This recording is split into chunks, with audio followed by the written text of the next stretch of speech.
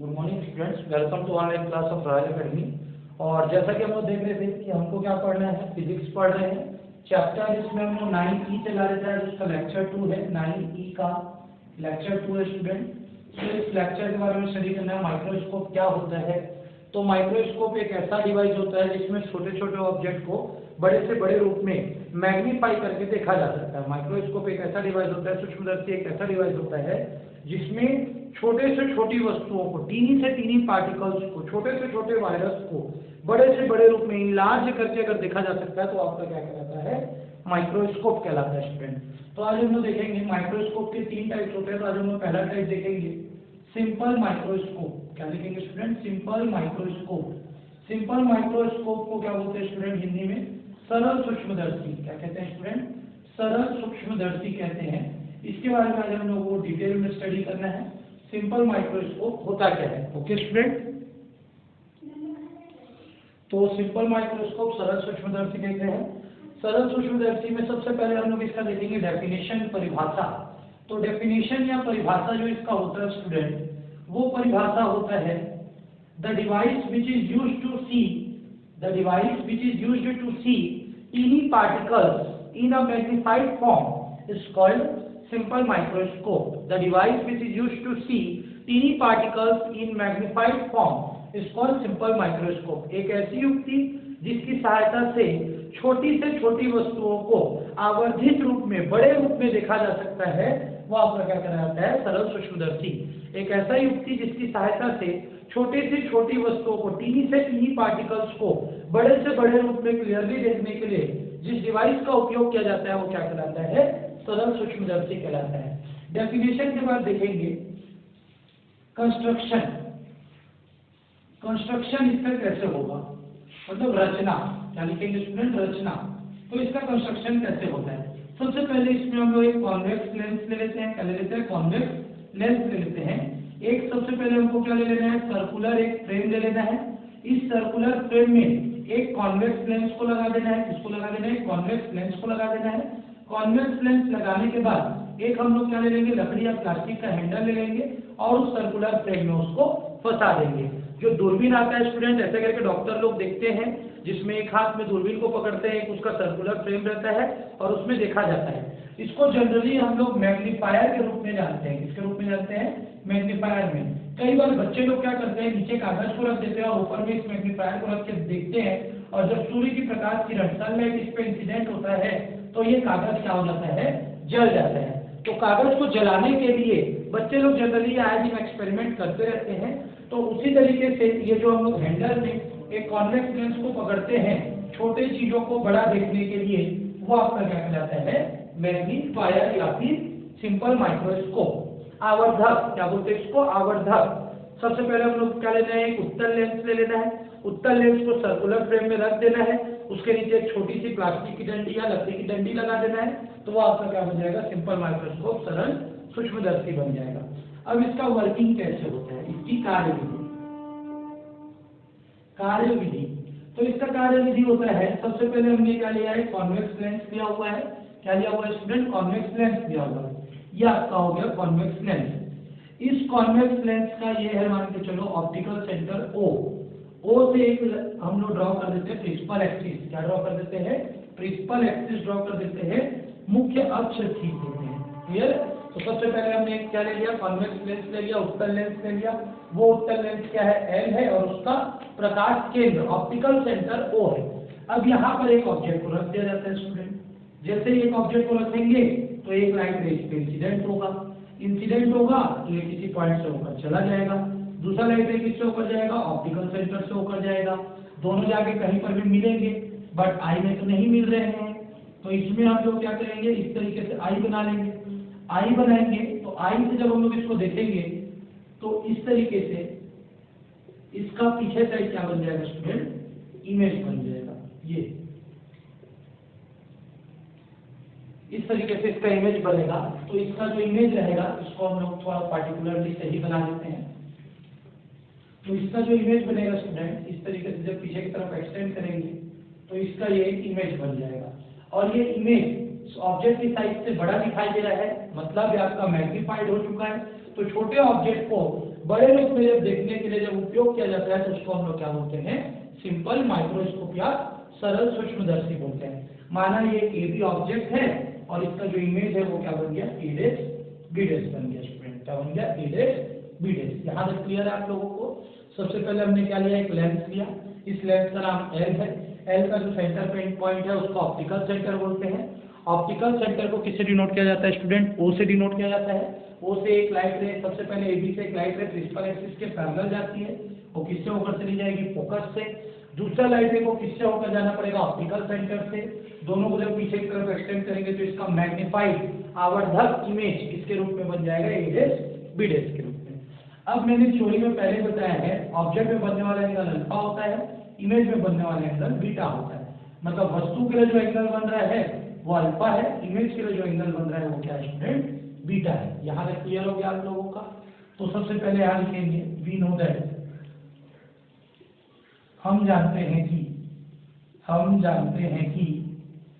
क्या जानते हैं स्टूडेंट हम लोग, magnifying power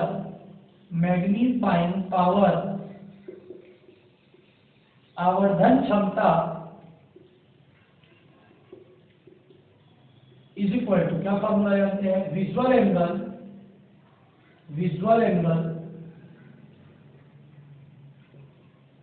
subtended bye image upon visual angle subtended by object. क्या जानते हैं स्टूडेंट हम लोग, प्रतिबिंब द्वारा निर्मित दर्शन कोण, प्रतिबिंब द्वारा निर्मित दर्शन कोण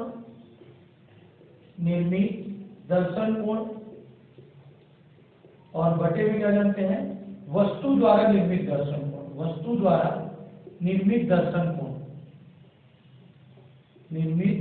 कोण।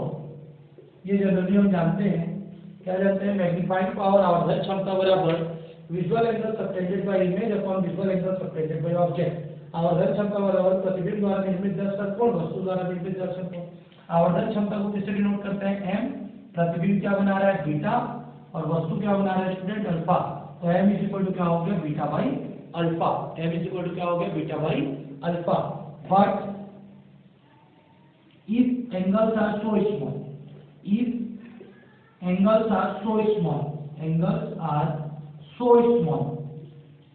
यदि कोण अत्यधिक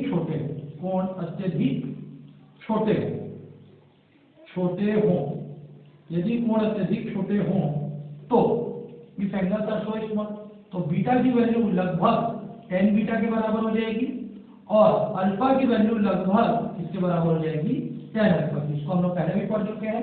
बीटा की वैल्यू किसके बराबर हो जाएगी, tan बीटा के, और अल्फा की वैल्यू किसके बराबर हो जाएगी, tan अल्फा। तो n इज इक्वल टू क्या लिखेगा आपको, tan beta upon tan alpha. क्या लिखेगा student, tan beta upon tan alpha. Equation number कितना हो गया, सेकंड। तो सबसे पहले हमने क्या किया, n is equal to beta by alpha ले लिए। अब यहाँ पे n is equal to tan beta by tan alpha आ गया। क्लियर है स्टूडेंट। अब okay student, so m is equal to tan beta upon tan alpha आ गया। अब हम लोग क्या करते हैं स्टूडेंट, जनरली हम लोग जानते हैं डेफिनेशन में कि स्पष्ट दृष्टि की न्यूनतम दूरी, least distance of distinct vision लेना है। तो least distance of distinct vision अगर हमको लेना है स्टूडेंट, तो हम लोग मान लेते हैं कि जहां पर इमेज बन रहा है अगर वहीं पर ऑब्जेक्ट को रख दिया जाए, जहां पर इमेज बन रहा है अगर वहीं पर ऑब्जेक्ट को रख दिया जाए, तो ऑब्जेक्ट को वहां पे रखने के कारण हमारा इमेज क्या हो जाएगा, वहां पर बन जाएगा। तो अगर ऑब्जेक्ट को वहां पे प्लेस करेंगे तो हमको ऑप्टिकल इंस्ट्रूमेंट की जरूरत नहीं पड़ेगी। बिना ऑप्टिकल इंस्ट्रूमेंट के हम लोग इसको क्लियरली देख सकते हैं। अगर ऑब्जेक्ट को हम लोग कहाँ पे रख देंगे, उठा के इमेज के प्लेस पे रख देंगे, तो हम लोग ऑब्जेक्ट को क्लियरली बिना ऑप्टिकल इंस्ट्रूमेंट की सहायता से देख सकते हैं। तो ये जो एंगल रहेगा वो अब क्या हो जाएगा, अल्फा, और ये जो टोटल एंगल है वो आपका क्या हो जाएगा स्टूडेंट, बीटा। मतलब ऑब्जेक्ट में बनने वाला एंगल, ये फाइनल ऑब्जेक्ट में बनने वाला एंगल क्या हो जाएगा, अल्फा, और यहाँ बनने वाला एंगल क्या हो जाएगा, बीटा। तो अगर हम लोग tan अल्फा निकालें तो कौन सा ट्रायंगल लेंगे, in triangle A dash B double dash O. ये जो है ये फाइनल ऑब्जेक्ट है कि अगर यहाँ रख रहे हैं तो हमको ऑप्टिकल इंस्ट्रूमेंट की सहायता से देखना पड़ रहा है। इसको उठा के अगर यहाँ रख देंगे तो बिना ऑप्टिकल इंस्ट्रूमेंट, बिना प्रकाशिक यंत्र की सहायता से देखना पड़ेगा। तो हमारा ट्रायंगल लेंगे A dash B double dash O. तो tan अल्फा इक्वल टू क्या हो जाएगा, A dash B double dash upon O A dash आ जाएगा स्टूडेंट। और इन ट्रायंगल ए ओ बी, कौन सा ट्रायंगल लेंगे, ए ओ बी, तो यहाँ पे tan बीटा बन रहा है, तो tan beta is equal to क्या हो जाएगा, ए बी अपॉन ओ ए हो जाएगा। इक्वेशन नंबर ये कितना हो गया 3, ये कितना हो गया स्टूडेंट 4 हो गया। अब हम लोग दोनों वैल्यू को यहाँ पुट करेंगे तो m इज इक्वल टू कितना आ जाएगा, tan बीटा की वैल्यू कितनी है, ए बी अपॉन ओ ए, और ये कितना है a dash b double dash upon O A dash student. और a dash b double dash की वैल्यू लगभग किसके बराबर दिख रही है, ए बी के, किसके बराबर दिख रही है, ये दोनों का हाइट लगभग सेम है, तो m इज इक्वल टू कैसे दिखेगा, A B upon O A upon a dash b double dash upon, इसकी जगह ए बी लिख देंगे और ये हो जाएगा ओ ए डैश हो जाएगा, ए बी कैंसिल, तो m इज इक्वल टू कितना आ गया, ओ ए डैश अपॉन कितना आ गया student, O A, m is equal to O A dash upon कितना आ गया, ओ ए आ गया, ओ ए डैश, ओ से ए डैश मतलब क्या है, स्पष्ट दृष्टि की न्यूनतम दूरी, तो स्पष्ट दृष्टि की न्यूनतम दूरी reach distance of distinct region को d से डिनोट करते हैं और ऑब्जेक्ट की डिस्टेंस को u से डिनोट करते हैं, दोनों minus sign, minus minus cancel, तो m इज इक्वल टू कितना आ गया student d upon u। Hope आप लोगों को ये समझ में आया होगा। सबसे पहले m is equal to beta by alpha ले लेना है, एंगल छोटा है तो बीटा की वैल्यू tan बीटा के बराबर, अल्फा की वैल्यू tan अल्फा के बराबर, tan बराबर tan beta upon tan alpha. अब हम लोग क्या जान रहे हैं कि ऑब्जेक्ट यहाँ पे तो इमेज इतना बड़ा बन रहा है, अगर इमेज के जगह में ही ऑब्जेक्ट को रख दें तो उस दूरी को क्या बोलते हैं, स्पष्ट दृष्टि की न्यूनतम दूरी, reach distance of distinct vision. अगर ऑब्जेक्ट की जगह में ही किसको रख दिया जाए, इमेज को, तो ये वाला जो ऑब्जेक्ट बना वो reach distance of distinct vision है, तो हम लोग एक ट्रायंगल, ये अल्फा एंगल बन गया और ये बीटा एंगल बन गया, तो a dash b double dash o, तो tan alpha is equal to perpendicular और ये पूरा क्या हो गया बेस, और दूसरा ट्रायंगल ए ओ बी ले लिए तो ये परपेंडिकुलर, ये बेस, दोनों का वैल्यू को यहाँ पुट कर दिए। अब इसकी हाइट और इसकी हाइट और बेस सेम दिख रहा है तो दोनों बराबर हो गया, a dash b double dash बराबर कितना हो गया स्टूडेंट, ए बी, तो इसकी जगह में हम लोग ए बी लिख के इसको कैंसिल कर दिए, सब 4 का कॉल वाला पहले में चला गया। अब o से a डैश की दूरी को d मानते हैं और o से a की दूरी को u ले लेते हैं, तो ये कैंसिल, तो m इज इक्वल टू कितना आ गया स्टूडेंट, d अपॉन u आ गया। Okay student, case 1 when object is at infinity, अगर ऑब्जेक्ट किस पर है, अनंत पर है, if object is at infinity, यदि वस्तु अनंत पर है, तो यदि वस्तु अनंत पर हो इसका मतलब क्या है, u इज इक्वल टू आप लोग क्या ले लेंगे, sorry, if image is at infinity, image is at infinity, यदि प्रतिबिंब अनंत पर हो, प्रतिबिंब किस पर हो, अनंत पर हो, तो u इज इक्वल टू किस पे रखना पड़ेगा आपको, ऑब्जेक्ट को फोकस पर। अगर आप ऑब्जेक्ट को फोकस पे रखोगे तो इमेज आपका किस पे बनेगा, इन्फिनिटी पे बनेगा, अनंत पर बनेगा, तो m इज इक्वल टू क्या निकालते हैं, d अपॉन u, तो m इज इक्वल टू क्या हो जाएगा, d अपॉन f हो जाएगा स्टूडेंट। क्लियर है? अगर आप इमेज को कहाँ पे बनाना चाहते हो, इन्फिनिटी पर बनाना चाहते हो, अनंत पर बनाना चाहते हो, तो वस्तु को कहाँ पे रखना पड़ेगा, फोकस पर। इसका मतलब ये ऑप्टिकल सेंटर है, ये अगर इसका फोकस है, अगर यहाँ ऑब्जेक्ट को रखोगे तो एक लाइट यहाँ से निकलेगा, दूसरा लाइट ऐसे जाएगा, दोनों कहीं पे भी नहीं मिलेंगे, मीन्स इसका इमेज कहाँ बनेगा, इन्फिनिटी पे बन जाएगा स्टूडेंट। अगर आप ऑब्जेक्ट को कहाँ बनाना चाहते हो, इमेज को इन्फिनिटी पे, अनंत पर बनाना चाहते हो, डायग्राम आपको बनाना है, तो वस्तु को कहाँ पे रखना पड़ेगा, फोकस पर। कहाँ पे रखना पड़ेगा स्टूडेंट, फोकस पर रखना पड़ेगा। क्लियर? और इसका जब केस 2 देखेंगे स्टूडेंट, केस 2, ये तो केस 1 हुआ, केस 2 अगर इसका देखते हैं तो केस 2 में आपको क्या करना है, केस 2 when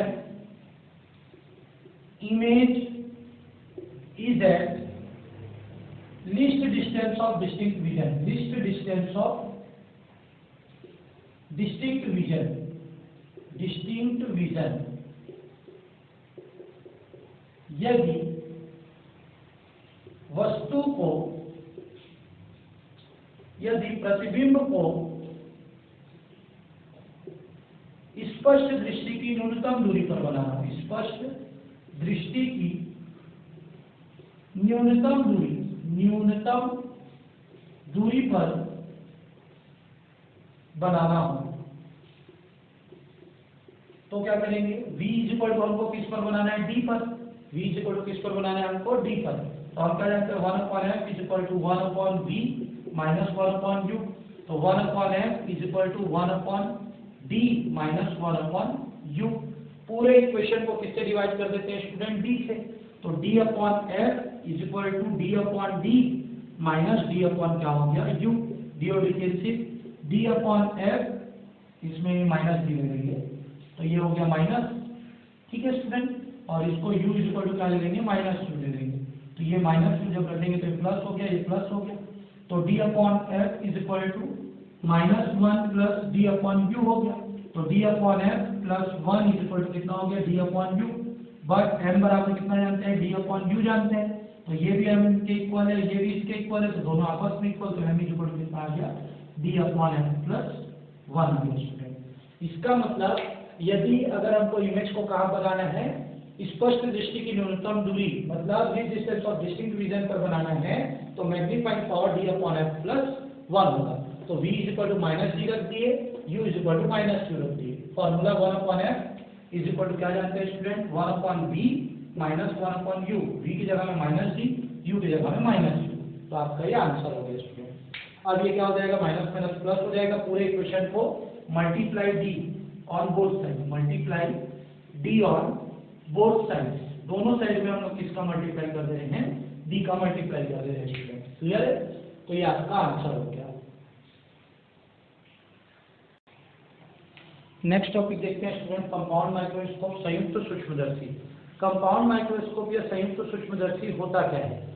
अब इसका सबसे पहले हम लोगों को देखना है डेफिनेशन, इसका डेफिनेशन देखते हैं स्टूडेंट, परिभाषा। तो इसका परिभाषा अगर देखा जाए तो इसके परिभाषा में बताया गया है, सेम परिभाषा, it is a device which is used to see the tiny particles, minute particles, it is a device which is used to see the tiny और the minute particles clearly.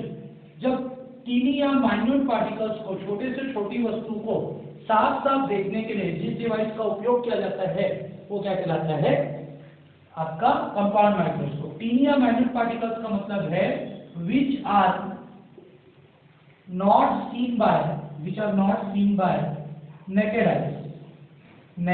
Eyes, जिनको खुली आंखों से नहीं देखा जा सकता, जिनको खुली आंखों से नहीं देखा जा सकता, ऐसे पार्टिकल्स को देखने के लिए जिस डिवाइस का यूज करते हैं वो आपका क्या कहलाता है, कंपाउंड माइक्रोस्कोप। एक ऐसी युक्ति जिसकी सहायता से छोटी से छोटी वस्तुओं को, छोटी से छोटी जिन्हें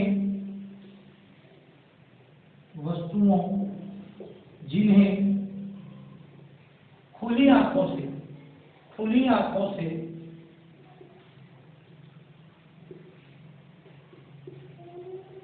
ना देखा जा सके, छोटी से छोटी वस्तुओं को जिन्हें खुली आंखों से ना देखा जा सके,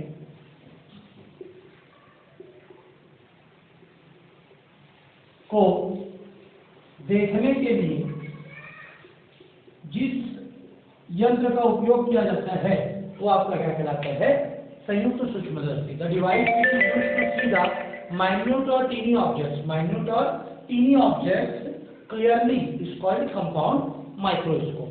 ये भी किस प्रिंसिपल पे वर्क करता है, रिफ्लेक्शन की। किस प्रिंसिपल पे वर्क करेगा, किस प्रिंसिपल पे वर्क करेगा, रिफ्रैक्शन की। अपवर्तन के सिद्धांत पर कार्य करता है। किस सिद्धांत पर कार्य करता है स्टूडेंट, अपवर्तन के सिद्धांत पर कार्य करता है। अब इसका जो कंस्ट्रक्शन रहता है स्टूडेंट, आज सिर्फ कंस्ट्रक्शन करेंगे, वर्किंग को मैं आप लोगों को नेक्स्ट डे पढ़ाऊंगा। कंस्ट्रक्शन का रचना, इसका जो रचना रहता है स्टूडेंट, वो रचना कैसे रहता है, सबसे पहले दो प्लास्टिक के हॉलो ट्यूब्स ले लेते हैं, दो प्लास्टिक के क्या ले लेते हैं, हॉलो ट्यूब्स ले लेते हैं। एक ट्यूब को दूसरे ट्यूब के अंदर क्या करते हैं, डाल देते हैं। जैसे हमने सबसे पहले क्या ले लिया, दो प्लास्टिक का हॉलो ट्यूब ले लिया, ये एक हॉलो ट्यूब हुआ इस तरीके से, और ये आपका दूसरा हॉलो ट्यूब हुआ, और दोनों हॉलो ट्यूब को इस तरीके से लेना है कि पहला हॉलो ट्यूब दूसरे हॉलो ट्यूब में आसानी से क्या हो जाए, चला जाए। अब दोनों हॉलो ट्यूब के कॉर्नर्स पे, दोनों हॉलो ट्यूब्स के कॉर्नर पे दो कॉन्वेक्स लेंस लगा देना है। क्या लगा देना है, कॉन्वेक्स लेंस लगा देना है। दो क्या लगा देना है, कॉन्वेक्स लेंस लगा देना है। सबसे पहले दो खोखली नली लेना है, दो खोखले बेलन लेना है, और दोनों खोखले बेलन को इस तरीके से लेना है कि एक बेलन के अंदर दूसरा बेलन आसानी से चला जाए। क्लियर है। अब वो मूवमेंट भी करते हैं, ये नहीं कि फंस जाए जाके, मूवमेंट करना चाहिए। ओके, अब दोनों खोखले बेलन के किनारों पर दो कॉन्वेक्स लेंस लगा देना है। दोनों खोखले बेलन के किनारों पर दो कॉन्वेक्स लेंस लगा देना है। सबसे पहले हमको दो खोखले बेलन लेना है।